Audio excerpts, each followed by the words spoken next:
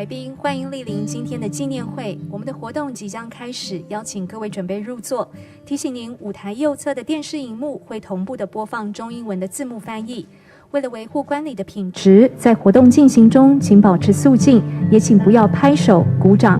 同时，请记得将您的手机转为静音模式。谢谢您的配合。Ladies and gentlemen, the event will begin shortly. Please take your seats. The screen on the right will display the translation of the speeches.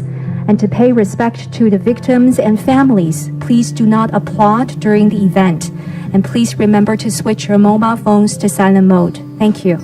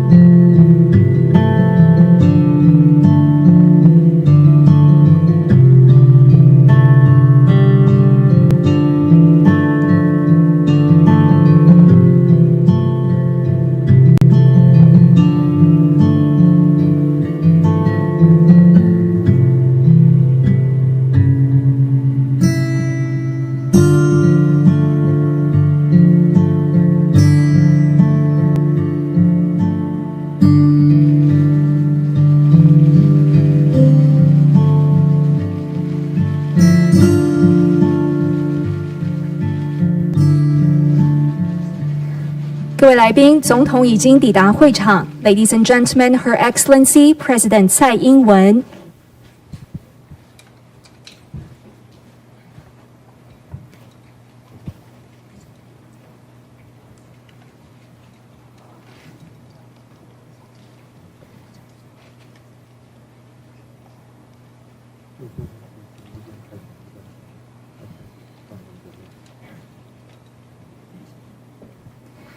各位来宾，欢迎莅临由驻台北以色列经济文化办事处、德国在台协会以及台湾民主基金会所主办的2022国际犹太大屠杀纪念会。Ladies and gentlemen, welcome to 2022 International Holocaust Remembrance Day, organized by Israel Economic and Cultural Office in Taipei, German Institute Taipei, and Taiwan Foundation for Democracy. 2005年11月1日，联合国大会通过，将1月27日，也就是奥斯威辛集中营解放的周年，定为国际犹太大屠杀纪念日，以纪念在纳粹大屠杀中罹难的600万犹太人和其他数百万的受难者。On November 1st, 2005, the United Nations designated January 27th, the anniversary of the liberation of Auschwitz concentration camp as International Holocaust Remembrance Day.To honor the 6 million Jewish victims of the Holocaust and millions of other victims of Nazism. 在台湾，驻台北以色列经济文化办事处以及德国在台协会也从2016年开始，每年举办纪念活动，希望能够让台湾的社会也能够了解这段历史和人权课题。Since 2016,The Israel Economic and Cultural Office in Taipei and German Institute Taipei have co-hosted events in Taiwan each year, not only to commemorate the International Holocaust Remembrance Day, but also for the Taiwanese society to learn more about the Holocaust and its significance in the advancements of human rights. 活动一开始，让我们首先一起来欣赏由 Beit Shalom Japan 合唱团所演唱的希伯来文歌曲《走向凯撒利亚》。To begin with, we would like to invite Beit Shalom Japan to perform a Hebrew song, A Walk to Caesarea. Beit Shalom Japan, 也就是 Japan Christian Friends of Israel, 成立于1946年，是一个在日本和台湾拥有100多个教会的基督教团。他们的使命是为犹太人、耶路撒冷以及世界的和平祈祷。走向凯撒利亚是一首希伯来文诗。由二战时期犹太裔的匈牙利反抗运动女斗士 Hannah Senesh 在1942年所创作。Japan Christian Friends of Israel, known to Israeli as Beit Shalom Japan, was founded in 1946 and has over 100 churches in Japan and Taiwan. The mission of Beit Shalom Japan is to pray for the Jewish people, peace in Jerusalem, and world peace.A Walk to Caesarea is a poem in Hebrew, written in 1942 by Hungarian Jewish World War II resistance fighter Hannah Senesh. Let's now welcome Beit Shalom Japan. 现在一起让我们来欣赏他们所带来的演出。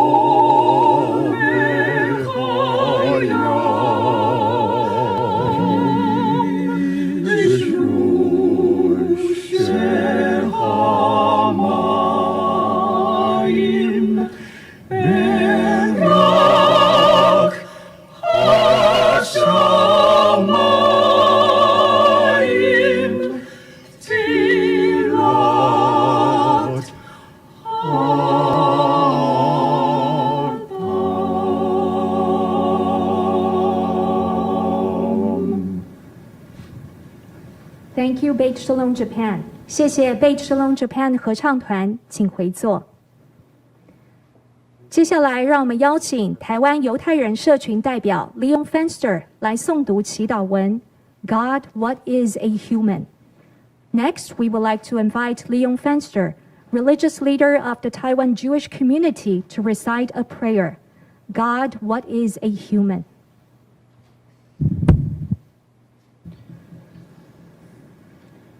Adonai Madam V'Tedaehu Adam Level Damayam of Kutzelove Baboke Yatzitz V'Chalaf Le'erev Yamolel V'Yavesh Limnot Yameinu Kenoda Shmata Morei Asher Ki Achari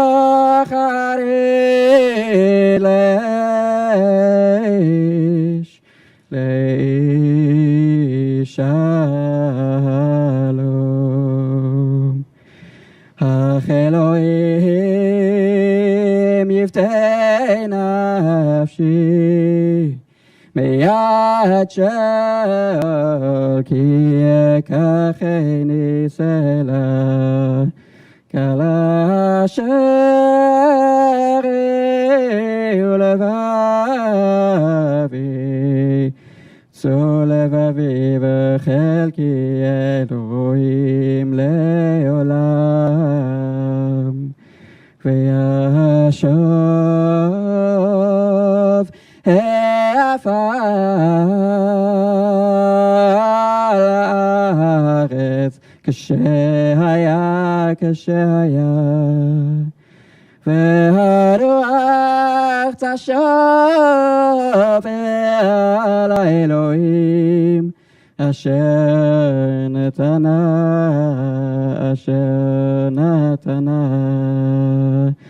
V'haruach tashov el Elohim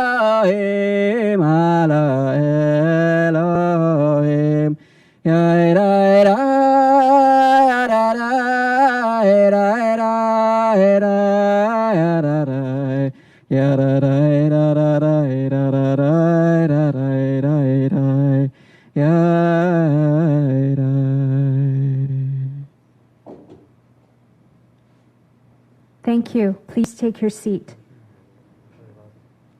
接下来，让我们邀请台北市可巴德犹太协会的拉比 Rabbi Shlomi Tabib 来诵读祈祷文《慈悲的神》。这首祈祷文通常在丧礼和纪念仪式中诵祷，为的是安慰已逝者的灵魂。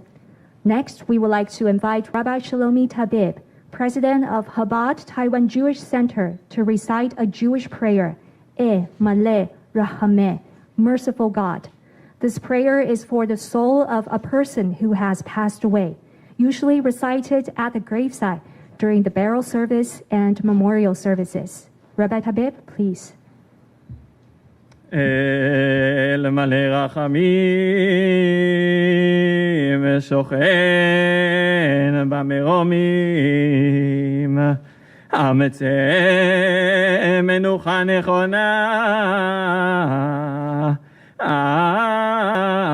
על כנפי השכינה במעלות קדושים וטהורים כזוהר הרקיע מזהירים את כל הנשמות של 6 מיליוני היהודים חללי השואה באירופה שנהרגו, שנשחטו, שנשרפו חיים ושנספו על קידוש השם בידי המרצחים הגרמנים הנאצים ועוזריהם משאר העמים יימח שמם לכן בעל הרחמים יסתירם בסתר כנפיו לעולמים ויצרור בצרור החיים את נשמותיהם אדוני הוא נחלתם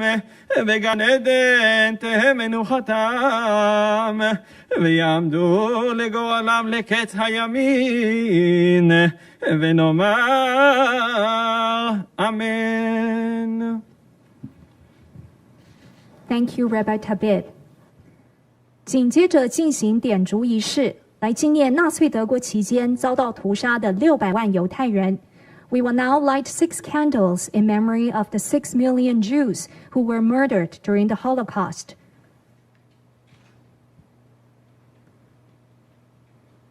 To begin with, we would like to invite Representative of Israel, Mr. Omer Caspi, to light the first candle in memory of his and his wife Galit's family members who perished in the Holocaust. 首先邀请驻台北以色列经济文化办事处科斯毕代表来点亮第1根蜡烛。科代表及夫人的家人也是大屠杀的受难者。科代表点亮这根蜡烛，为的是纪念他们。Thank you. Please remain on the stage. For the second candle, we would like to invite Dr. Jörg Poster, General Director of German Institute Taipei. 再来请德国在台协会许佑格处长点亮第2根蜡烛。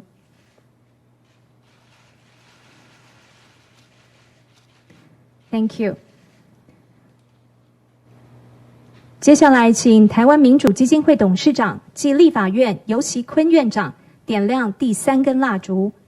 For the third candle, we would like to invite Chairman of Taiwan Foundation for Democracy and Speaker of the Legislative Yuan, Mr. Yu Xi-kun.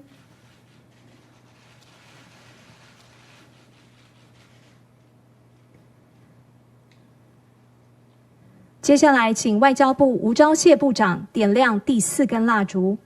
For the fourth candle, we would like to invite Minister of Foreign Affairs, Dr. 钊燮 Joseph Wu.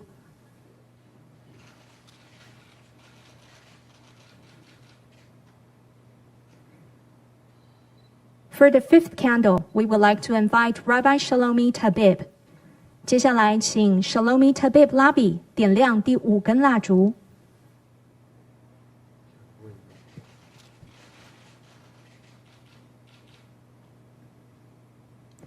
最后，恭请蔡英文总统点亮第6根蜡烛。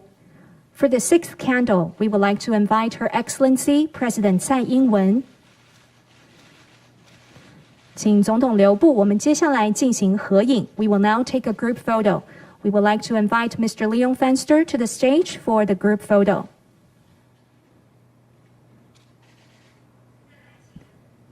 请各位看向中间的摄影镜头。Please look at the camera in the center. 再来，请看向后方的摄影镜头 ，and please look at the cameras in the back.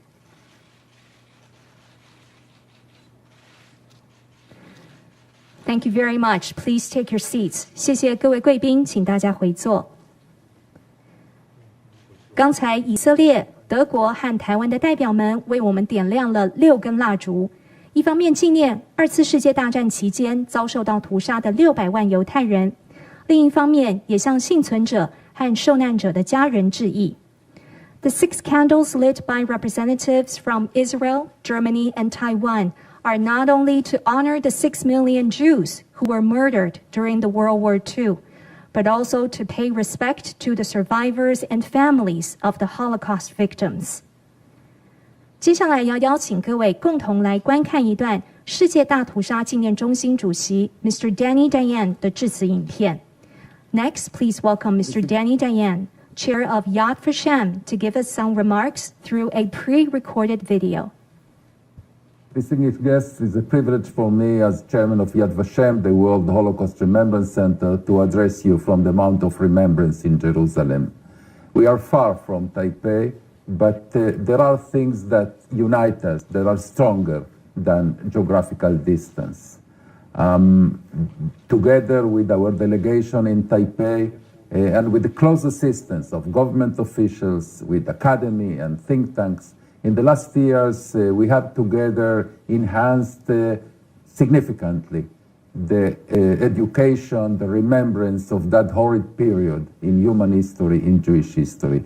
The fact that you choose to mark the Holocaust Remembrance Day in Taipei is a symbol that human values don't know geographical boundaries. Even if the horrific events that we mark in this occasion happen thousands of kilometers from the shores of Taipei, of Taiwan, it is very important that you choose to remember them, signaling that that you adhere to human values. They are vital these days more than ever. If I can say one lesson that we should learn from those days, is that anti-Semitism, racism, xenophobia should be confronted immediately, forcibly, decisively, in any place they are shown and when the first signs appear. Because we know what that generation probably didn't, that anti-Semitism, racism, prejudice can metastasize into monstrous dimensions. That is one of the most important lessons of the Holocaust, and I thank you for sharing it with us. Thank you. 接下来，让我们邀请德国在台协会许佑格处长上台致辞。Next, we would like to invite Dr. Jörg Polster, General Director of German Institute Taipei, to give us some remarks. Excellency, President Tsai Ing-wen, Foreign Minister Joseph Wu, Representative Omar Kaspi, Chairman Yoshi Kun, President Huang Yulin, ladies and gentlemen. You have to know the past to understand the present. On 27th January this year, it has been 77 years that the Nazi concentration camp Auschwitz-Birkenau was liberated. 3 years earlier, the Wannsee Conference had sealed the fate of Jewish women, men, and children in Europe. Today, we remember all the victims who perished in these dark years, but also the survivors. We pay tribute to them, and we make sure not to forget what happened then and why it happened.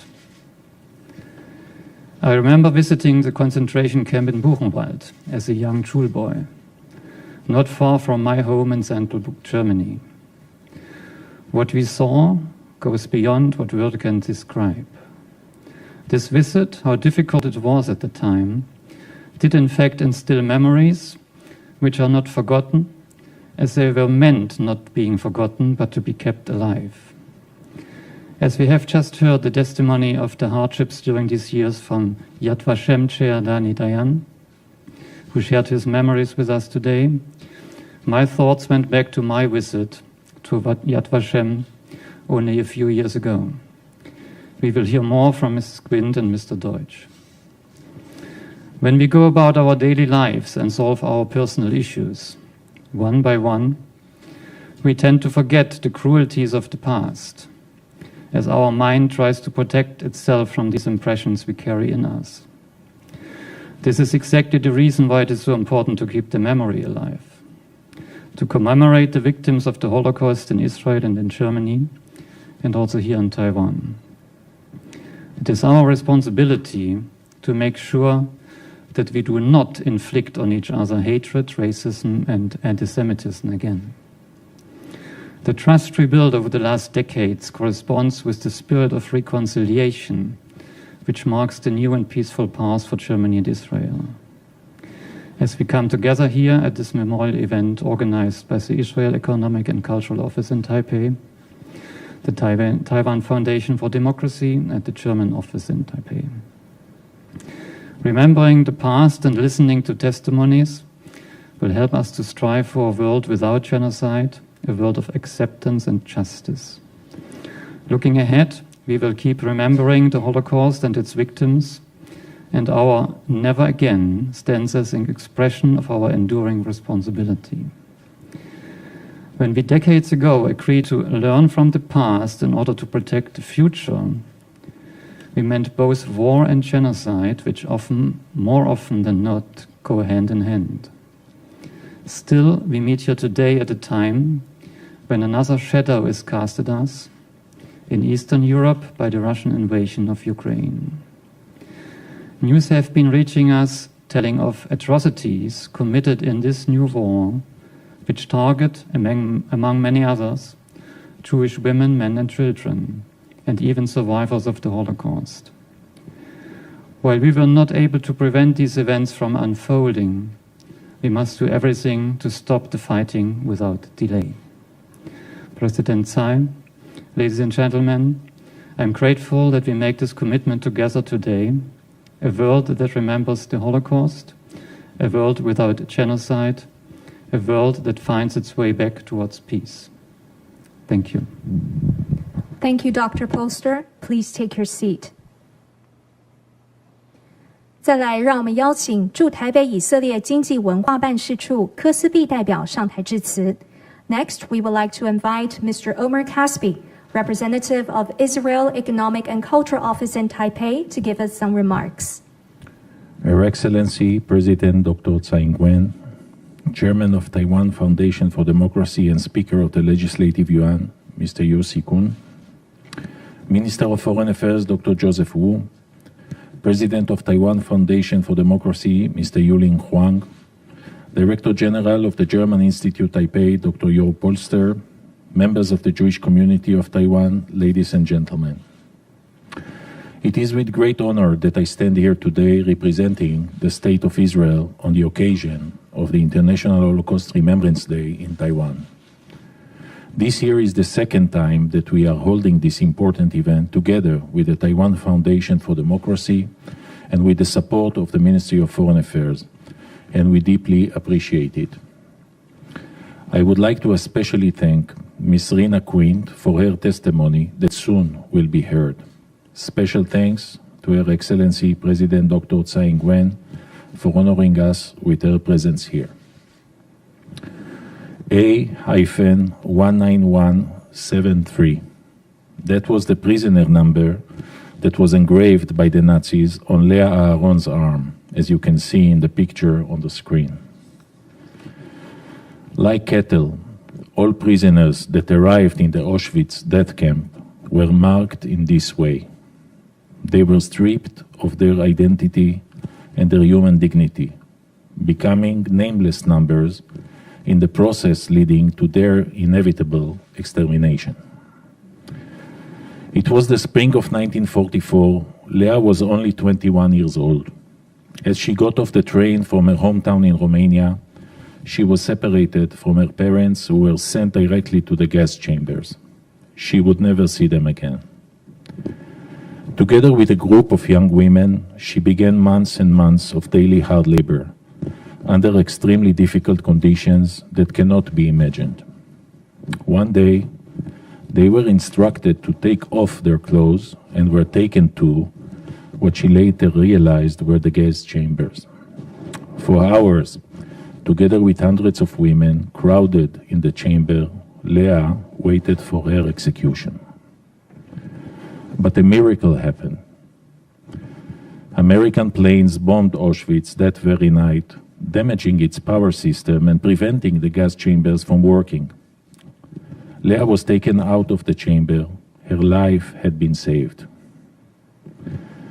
But the hardships continued. Leah had to walk for 3 weeks, 500 kilometers, all the way from Auschwitz in Poland to the concentration camp Theresienstadt in Czechoslovakia. Only there, the war was over and she was finally released. With the years, Leah got married, had children, and immigrated to Israel. Until her last day, she kept on telling how she heard her parents screaming in the gas chambers.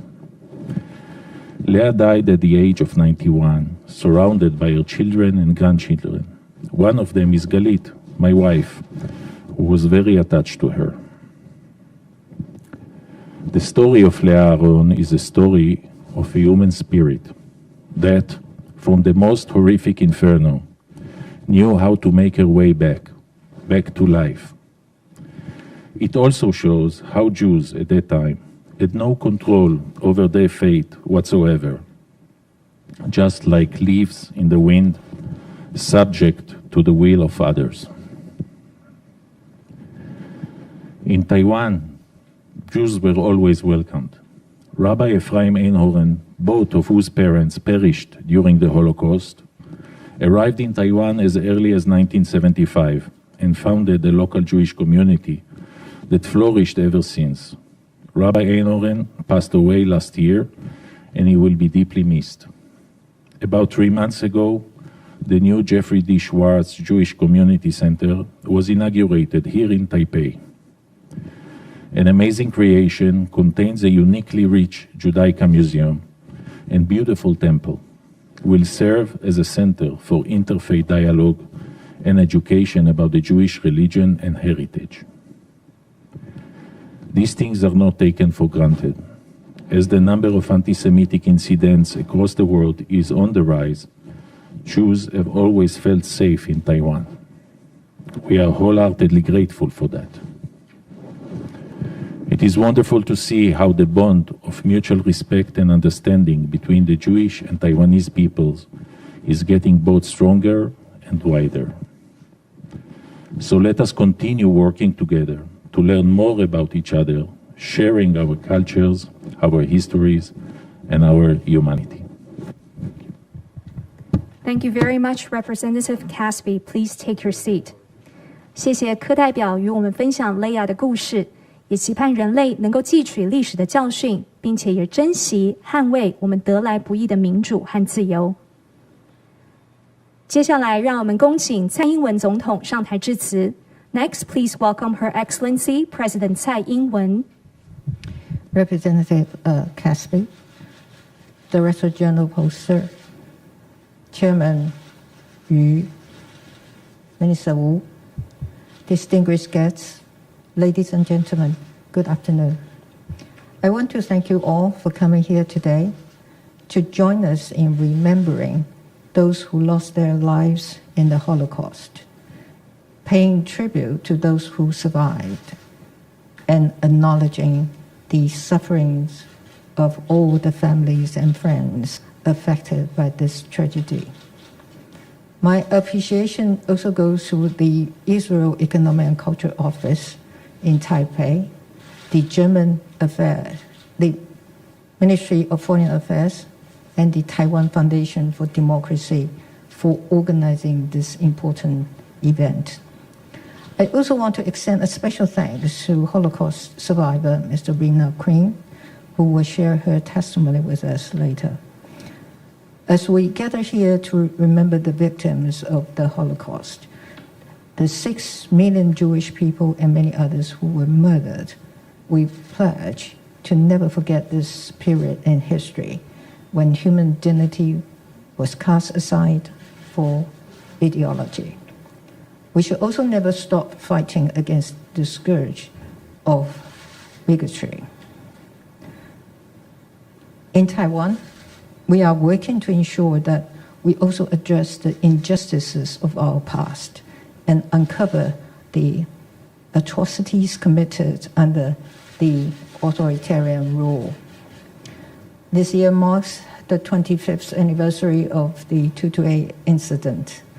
The effects of the atrocities still linger among the people of Taiwan. After embarking on the endeavor these past few years in the pursuit of transitional justice, we are now entering a new phase. Taiwan is elevating transitional justice to a priority for the highest levels of the government.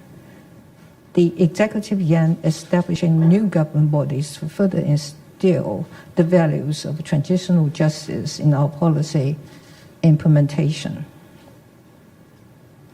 We hope this will help bring some closure and comfort to the victims of the White Terror era and their families, while realizing transitional justice in our country. Even though we have come quite a long way in our work to uphold human rights and fight discrimination, the world must continue to confront anti-Semitism and authoritarian aggression, which threatens the precious progress we have made. We are also seeing the horrifying effects of such aggression in Ukraine, which is experiencing destruction on a scale not seen since the Second World War. If we do not remember the mistakes of the past, we are bound to repeat them. And while we are all shocked and saddened by the recent events in Ukraine, we can be heartened by how the international community has come to the support of the Ukrainian people. We have also been deeply moved by the Ukrainian people's resolve in defending their country and their democratic way of life. By speaking out together against the invasion of Ukraine, we stand united behind the values that we share. That is democracy, freedom, transparency, and peace. As Jiang Weishui, a pioneering democracy activist in Taiwan, once said, compatriots must come together because there is true strength in unity. History teaches us that unity is essential in overcoming obstacles, and it has never been more important as we seek to overcome the challenges we face today.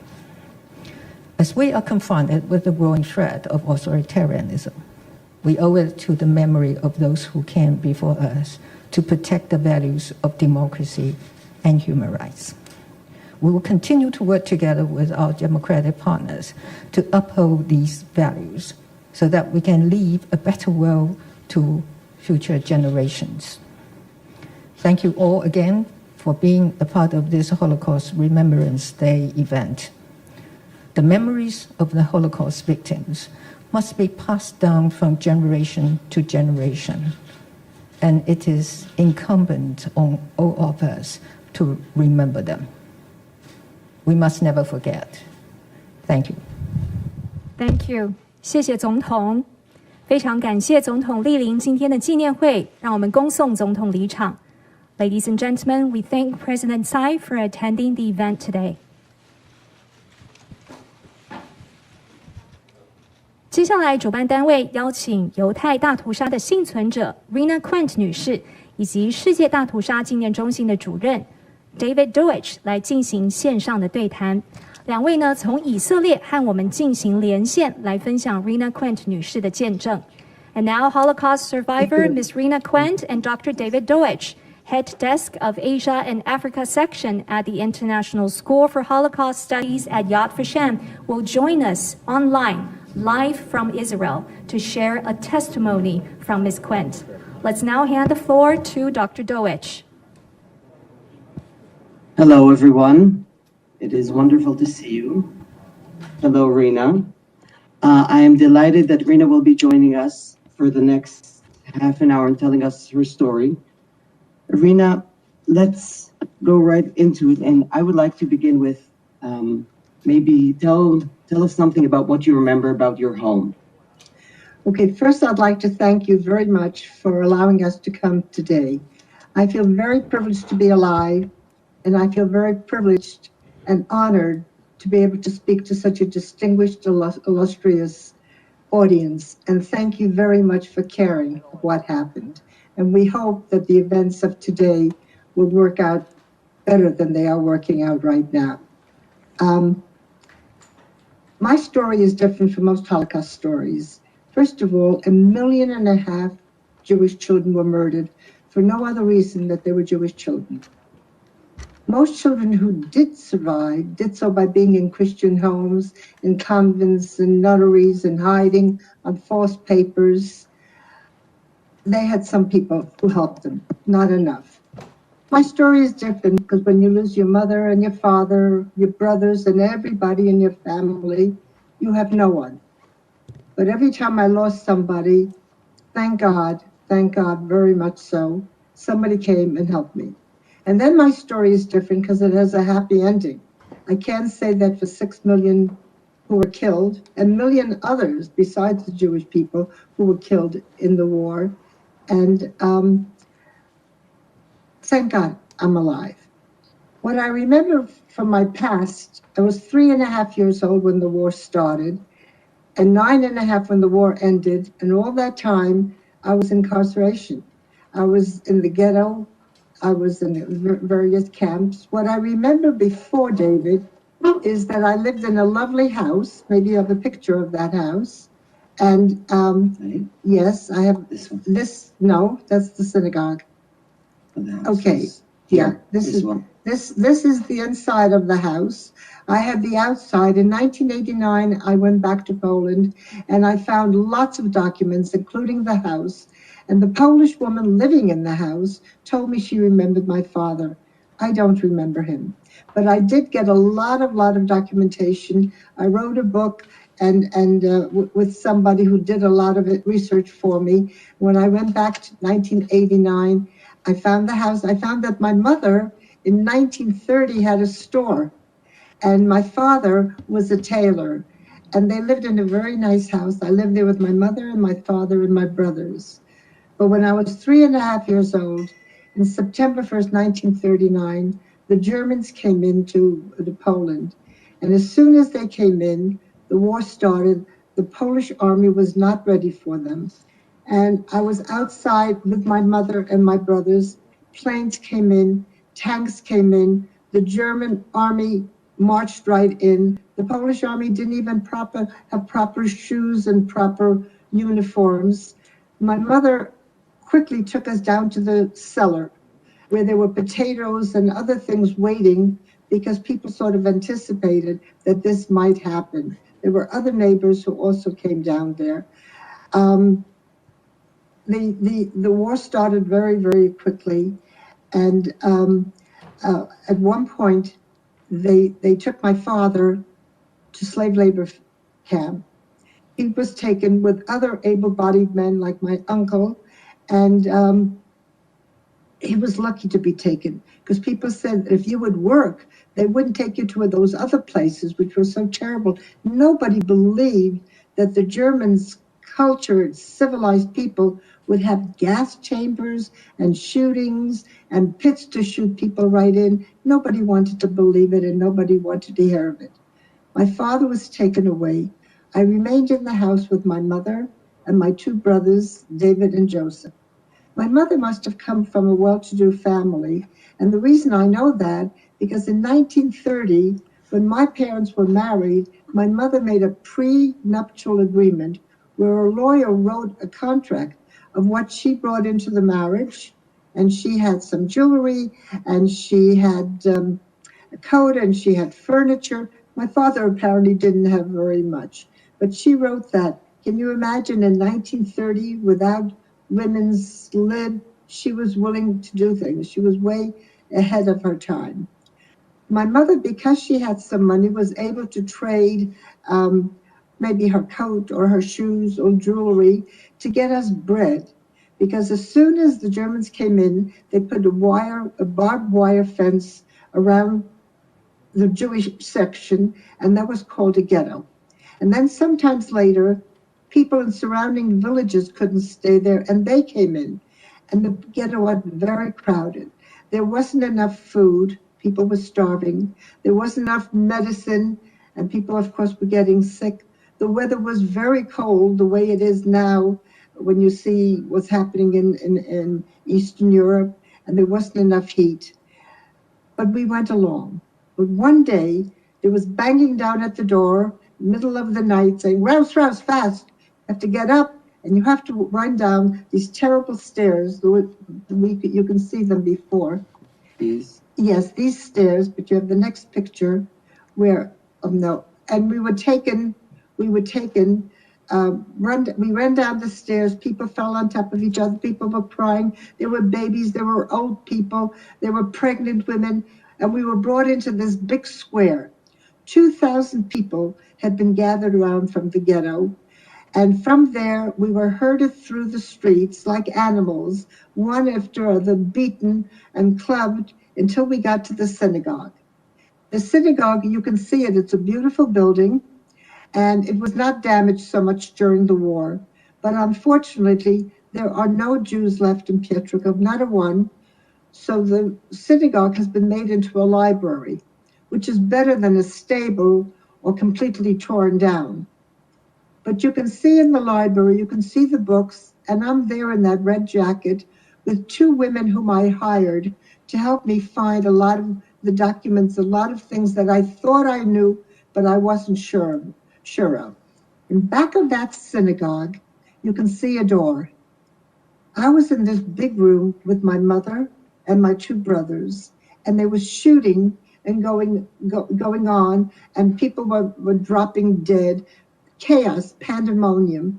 You can see me pulling open the curtain of the library, and there behind it, you can see a picture of the 10 Commandments in Hebrew and bullet holes. Those bullet holes, if anybody stood near there or any place else, of course, if that bullet would get to them, they were shot. And where people were being shot all the time, and babies were thrown around. I was 6 years old at this point, and my brothers were like 8, 9 and a half.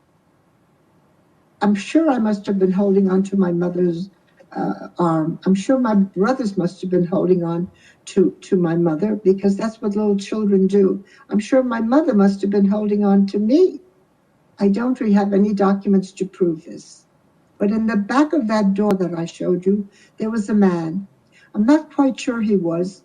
I was calling him uncle. Maybe he was an uncle, or was the polite way of saying something to an older man.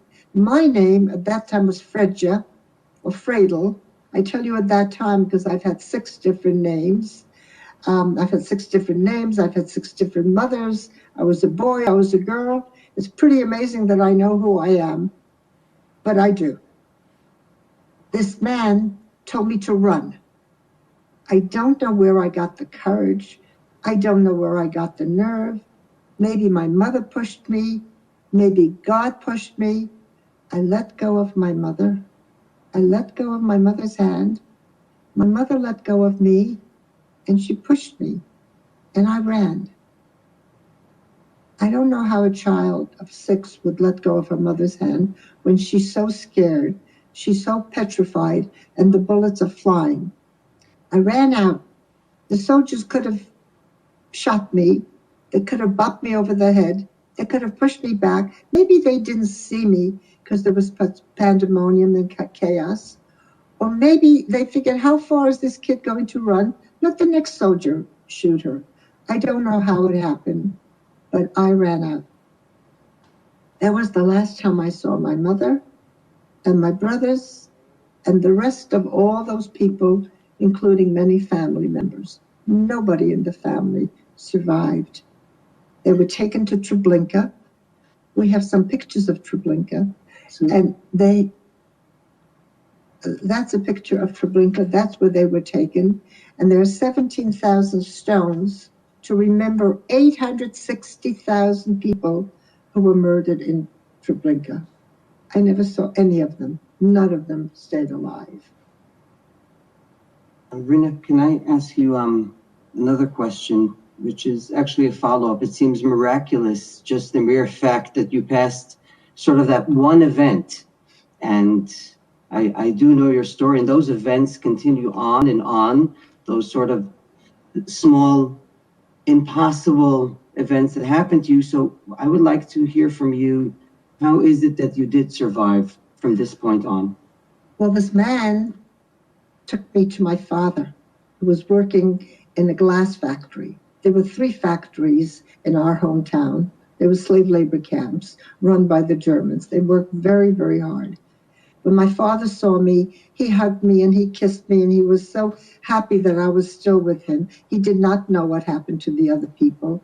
I often think of my mother on taking that last ride on those cattle cars to Treblinka. Was she worried about her little boys, or was she worried about her baby daughter whom she let go out in that terrible neighborhood? I hope she's looking down to see that I am speaking to a beautiful group of people in Taiwan, people who want to remember and never forget, as you mentioned. I hope she's looking down and feeling that we do remember, and we feel so bad that there's a war going on at this point and so many people are getting killed. My father first hid me. When that was impossible, he said, we have to have a talk. And he said, from now on, you're not a girl anymore because girls are useless. You're a boy of 10, because boys over the age of 10 could work. And your name is no longer Fredja, it's now Freud, a boy's name. He cut my hair. He found some clothes to put on me.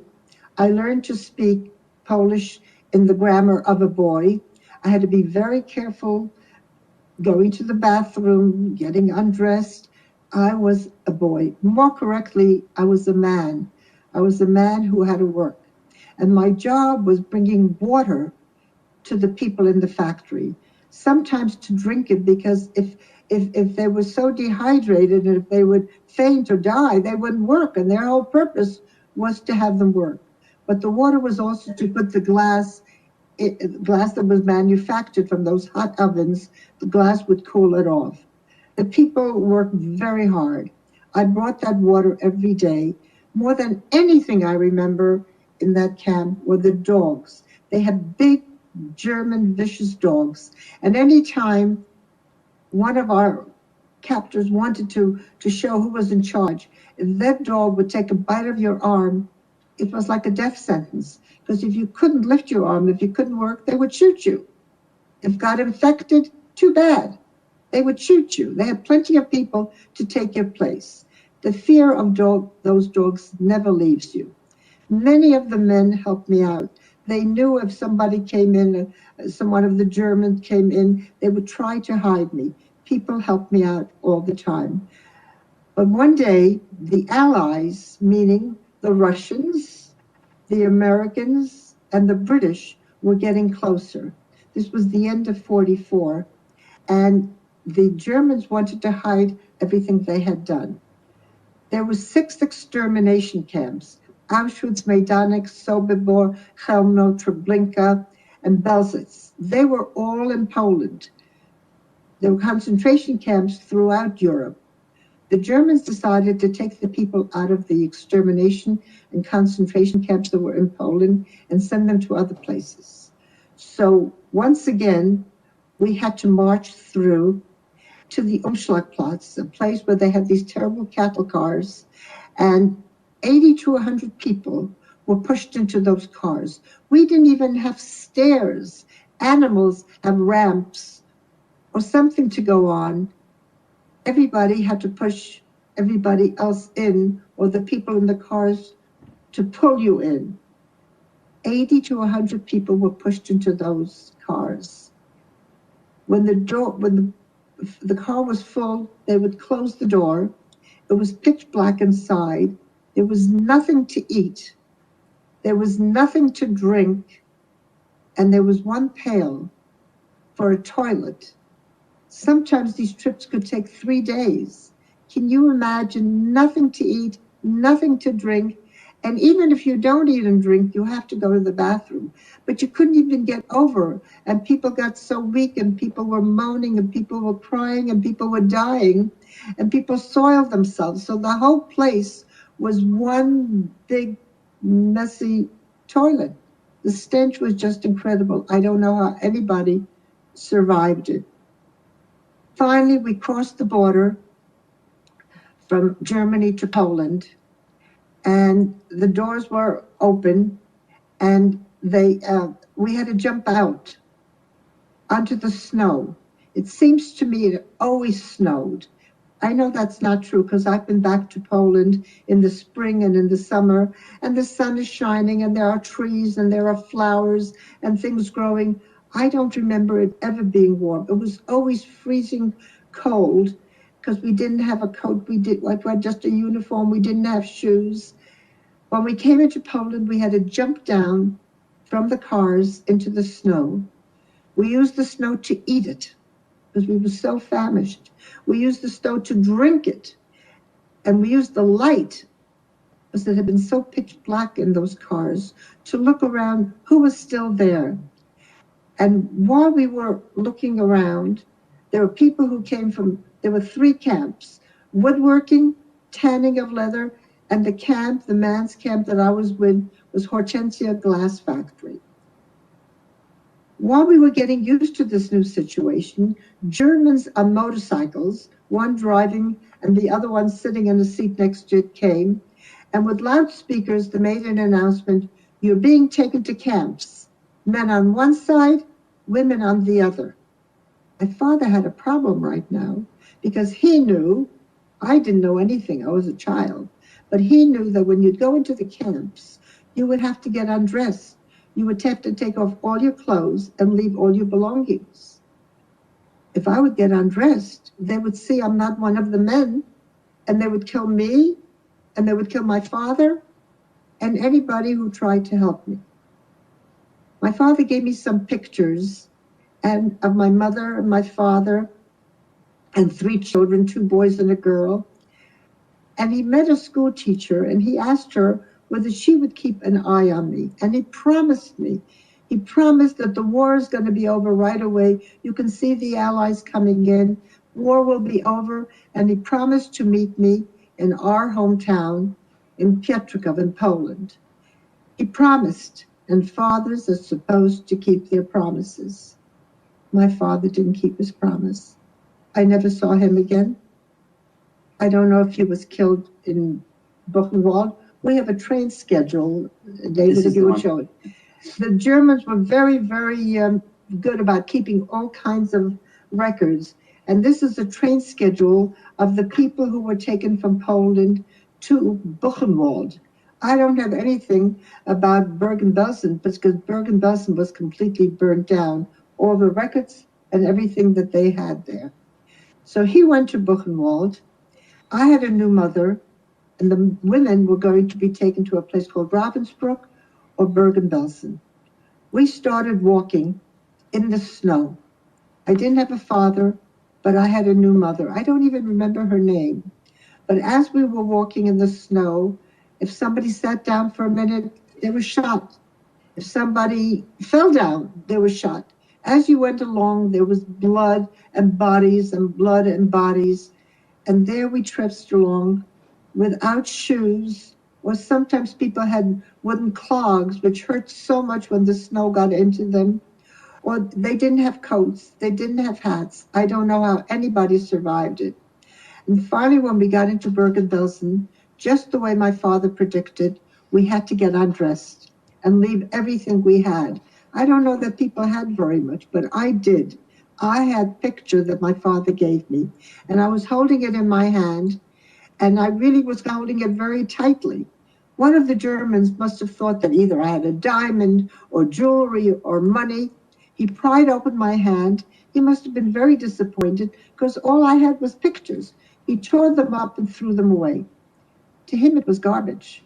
To me, it would have been, do I look like anybody? Do I resemble my mother and my father? Do my children look like anybody in the family? Do my grandchildren? Do my great-grandchildren?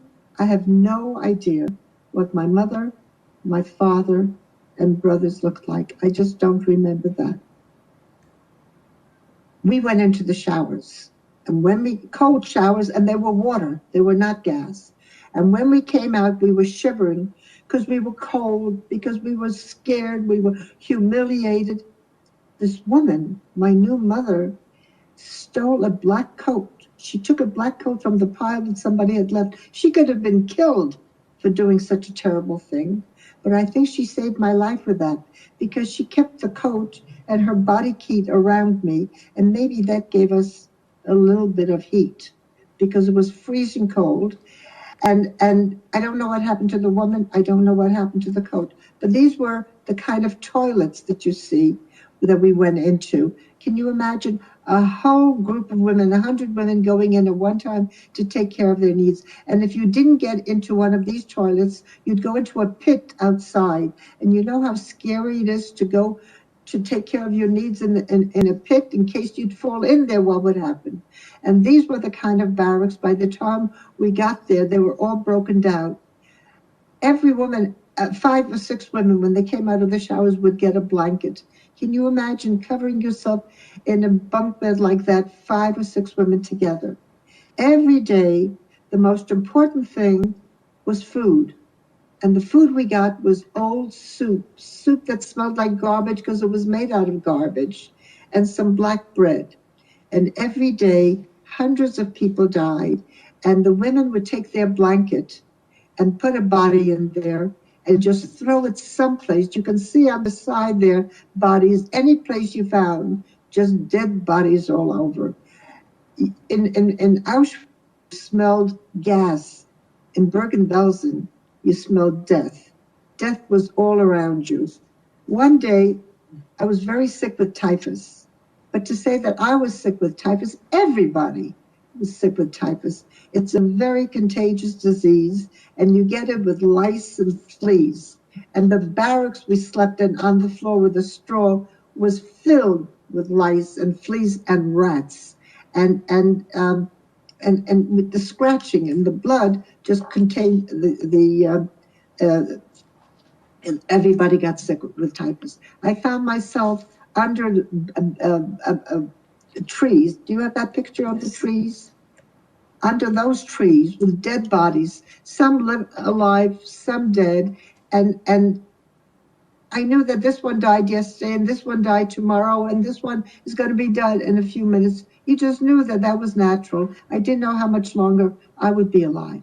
But something happened that day that never happened before. Soldiers wearing different uniforms, speaking a different language, some of them were throwing up because the smell and what they saw was something that was just nothing that they could imagine. And they came and they made an announcement. We are the British Army. We have come to bring you food and clothes, and you are free. You can do whatever you want. What do I want to do? I'm sick. These women found some old potatoes that you can see them smiling.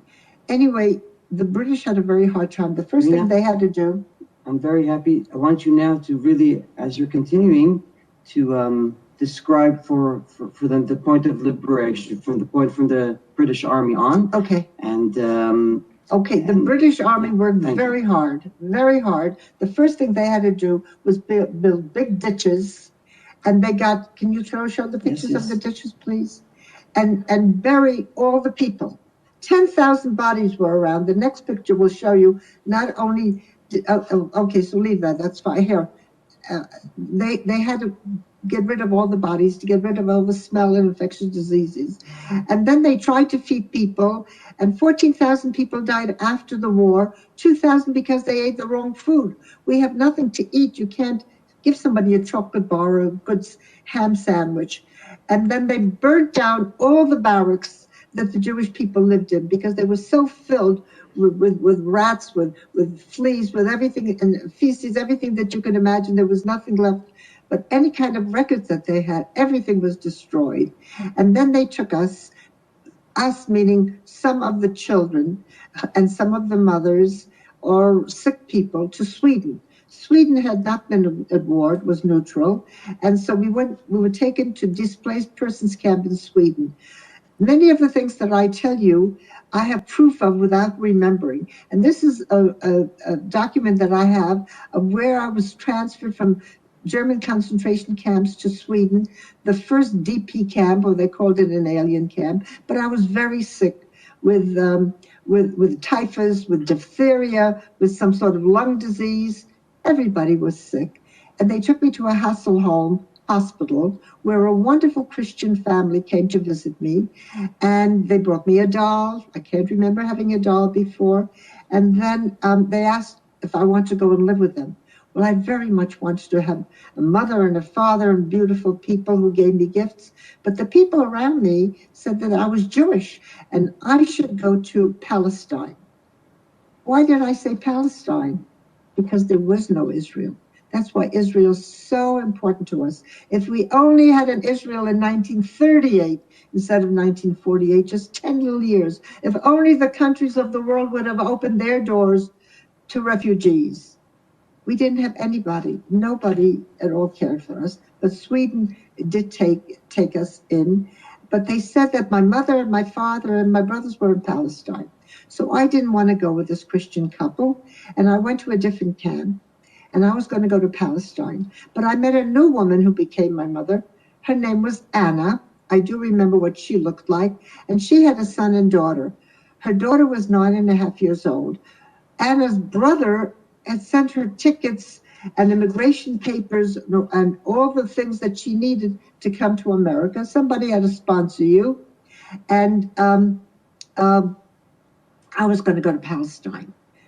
Anna's daughter died. When she died, Anna had all the proper things to take her to America. And she asked me if I wanted to go. And I said, yes, I want to go, because everybody told me America would be a wonderful place. So I went with my new mother, Anna, to America. And we went on a ship and everything was beautiful. And we had food and people running and singing. And I became a child again. And the people in Sweden had really given us medicine and cod liver oil and puddings to fatten us up.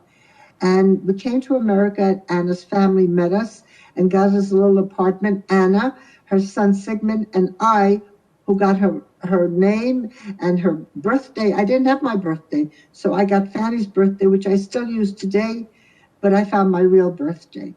Everything was fine for a short time, but then we went to a summer bungalow colony, a little house, and I went to camp, and I learned to go swimming, and I learned to ride a bicycle and pick blueberries. I was starting to be a regular American little girl, and I spoke a lot of English, and I learned to speak very quickly so that English became my mother tongue.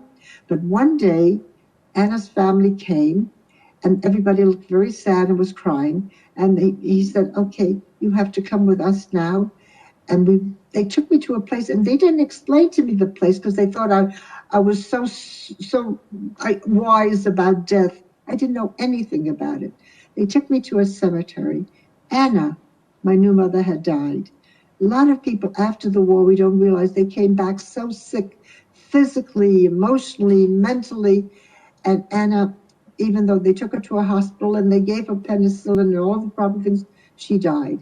And then Jewish people sit 7 days of mourning. It's called Shiva. And now Anna's family had a problem.